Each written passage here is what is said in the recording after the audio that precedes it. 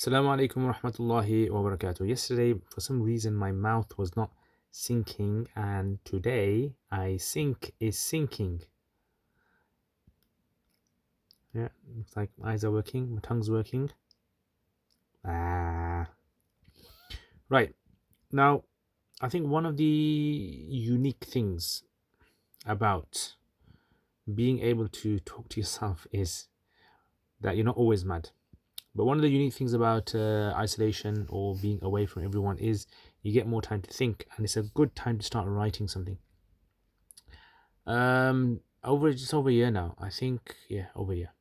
I started writing a book, science fiction Muslim book, and the reason I was writing it was because I found that Muslims don't seem to have science fiction kind of trend in them, and it's kind of cool as well. You know, science fiction is something to enjoy. It kind of makes you think about things that can happen in the future.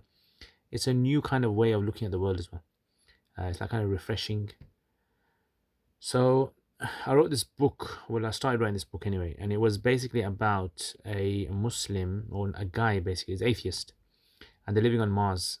All right, it's about Mars, and it's in the future, and there's colonies on Mars, and there's like this whole kind of like you can say this network of small little communities that live on Mars, and these small little communities they interact with one another, right? So they're predominantly scientists and experts, so you don't like get people who are useless there. Everyone has a function. Everyone is like doing a specific job.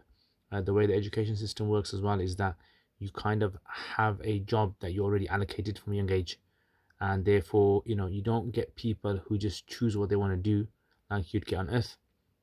And then there's so many restrictions on Mars. There's like the light is different than Earth, and the heating system is different than Earth's, and the temperature outside is very different from Earth, and there's a kind of like a different way you have to kind of adjust society. But because these people have been living on there for generations, they're not the pioneers, they're not the founding fathers, so they kind of have this normal sort of kind of they've become acclimatized to Mars. It's right, normal for them. But there's no trees outside, and they have these artificial trees indoors, and they have these kind of like uh, artificial sort of like environments that they've created for themselves to replicate something on Earth. But then this guy, he basically kind of like is kind of like thinking really about life, and he's kind of fed up of this kind of artificialness, and he feels that there's more to the universe than just this idea of belief in science and whatever observation that scientists make. So he's going in search of religion or spirituality or something, and then he comes across a Muslim, and then the story kind of goes on like that basically. So I was kind of writing this, and the real reason why I was writing it was because like fiqh, which is like Islamic rulings and all that. So fiqh, Islamic rulings, Islamic kind of to do with how we worship Allah and how we buy and sell and trade and all these things. This is something which I personally think is very, very important, but at the same time, it's very difficult for people to understand it. Lots of people find it very, very hard to be able to grasp why scholars need to revise their opinions, decisions, and how circumstances, social circumstances, can change certain opinions, not all opinions, but certain issues in Islam, certain fiqh rulings, like we say. And so this guy on Mars, he's gonna have problems with, like, because Mars has two moons. So how is he gonna do Ramadan? So it's like that's one issue as well. And likewise, Mars has its own calendar. So are they going to adopt the Earth calendar for Mars? Are they going to continue from where they left off on Earth? Is Mars going to have salat times like Earth salat times? Because it roughly has a rough kind of 24-hour day. And then, all these kind of things that come to mind. All those are going to apply, like water, wudu, right? So the water on Mars, again, is something which is predominantly going to be recycled water of human usage. And there's some glaciers or some frozen water apparently on Mars. They're going to use that, or are they going to use particles that's found in the earth, in the ground of Mars? And the idea of this earth, or the ground of Mars, is it suitable for tayammum? So there was like so many kind of things I was thinking about. Then I was trying to think to myself, look, this guy on Mars is now going to have to really, really, really think about how he is going to worship Allah. If he becomes a Muslim, how is he going to worship Allah? That's one side of it. The second side of it was like when a person reads the Quran, there's lots of things in the Quran that they can relate to on earth. It's because of earth, there's lots of things in the Quran that are that resonate with us. Like for example, the clouds and the rain and the forests and the water, and like in the Quran, Allah keeps on saying, look at the mountains, look at the water, look at the animals, the creatures that Allah has created.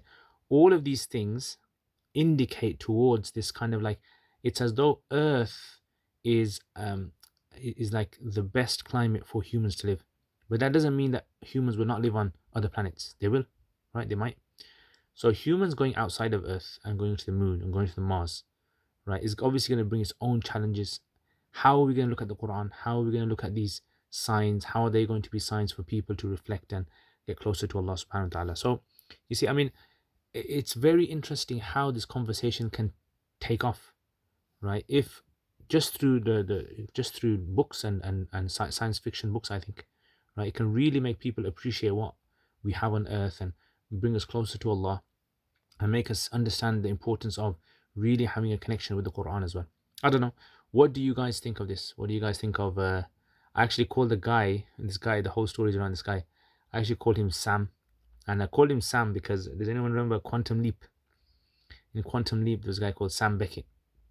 So Sam, he was like this guy who would travel through time. So he was like traveling through time and taking over people's bodies and then fixing things in their time that had gone wrong. So that kind of name just stuck in my head, and I thought, you know what, I'm gonna use Sam. So this guy was called Sam, and Sam basically did all these kind of things. So I thought, I'm gonna use Sam in this idea. Um, but the like I was saying, going back to this, what do you guys think of this? How do you guys think life on Mars or on other planets would have an impact on us? How would it have an impact on our religion? I mean, through isolation, we've realized Juma is a big issue, right? So, Jumas, are they suspended? Do we pray at home? Ramadan, how do we fast? How do we do Taraweeh? Janazas, how do we bury the deceased? So there's going to be so many questions that will come to your mind. And I think, through literature, through stories, lots of messages can be portrayed to the readers through that. What do you guys think? Do you guys have any ideas? Do you guys have any stories or things that have really kind of made you think about things, important things in Islam, or brought you closer to Allah? Put in the comments, inshallah. Jazakallah khair. And another wonderful day of isolation, a lockdown day again. Tomorrow is going to be Jummah, as you guys know. So Surah Al-Kahf, and prepare yourself for the Zuhr Salat. If you pray Jummah, with the congregation, then Alhamdulillah. I'm going to be praying Zuhr anyway. And hopefully I'm going to try to have a live stream tomorrow as well. So see you then, inshallah. Assalamu alaikum wa rahmatullahi wa barakatuh. Actually, no. Wait. Before salam, let me read your comments, because I actually did see some good ones. So Big Mo is saying, no one can get annoyed with you. You're the best. Allahu Akbar. Mo, you become proper murid, man. Annoyed with some other people share. So good to watch you, especially self-isolation. Alhamdulillah. Okay. All right, next one. Okay, S was saying, I think that our families are the group of people in front of whom our real character shows. Definitely, I totally agree with that. We're usually on our better behavior in front of others, and spending lockdown time with them with no choice to get away can reveal our weaknesses and faults. We can only improve or correct our faults if we can identify them in the first place. So if we used this time to also to focus on our own personal development, we can come out of this lockdown as a better person, inshallah. Yeah, excellent. I mean, you can even say maybe this is like a spiritual incubation. Yeah, new word of coin, spiritual incubation. Saad Patel is saying it's not synchronizing the mouth. I don't know, I have no idea. I mean, hopefully this is synchronizing. Why now doesn't like the polo neck jumpers here because it's too hot, 30 degrees. 30 degrees. I'm sure yesterday was only 20. Big Mo likes fish and chips. Allahu Akbar. Valerie's laughing. Allah, mashallah. Anyway, you guys keep safe, and I will speak to you guys tomorrow, inshallah. Assalamu alaikum wa rahmatullahi wa barakatuh.